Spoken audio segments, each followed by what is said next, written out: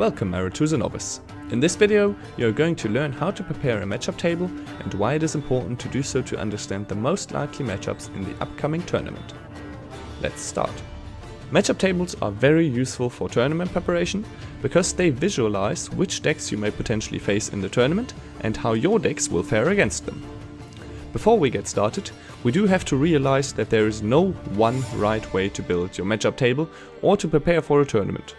Nevertheless, the following guide will give you a good starting point if you are new to the tournament scene and some tips for your veteran players.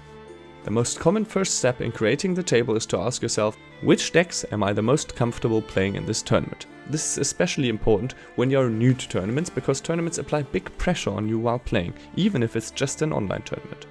The more familiar you are with the decks you are bringing, the easier your decisions will be when under pressure. Once you have gathered a list of decks, you put them on the left side of the table, adding the name of the decks and the corresponding leaders. As columns, you'll add all the decks that you think you'll be facing in the tournament.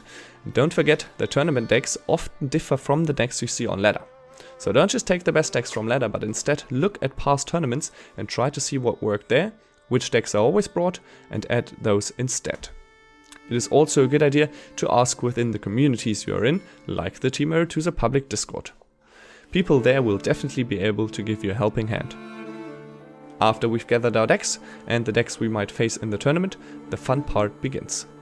We'll go through every matchup, that means each cell in the table, and add a number ranging from 1 to 3, depending on how favorable your deck is against the opponent's deck. 3 means that we are probably going to lose the matchup, 2 means that there is no clear favored deck, and 1 means that it is very likely for us to win. A finished matchup table could look something like this. If you are in a team, or you have friends that are also playing Gwent, then share the table with them and ask for their feedback. You might be tempted to rank the decks you love playing higher than others, so try to be as objective as you can. The Team Aretuza meta snapshot can also help you determine each matchup.